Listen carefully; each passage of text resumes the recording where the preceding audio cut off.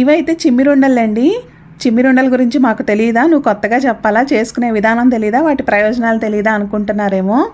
అందరికీ అన్నీ తెలుసు, బట్ చేసుకునే విధానంలోనే మనం ఒక చిన్న మార్పు చేసి చేసుకుంటే బాగుంటుంది అనిపిస్తుంది.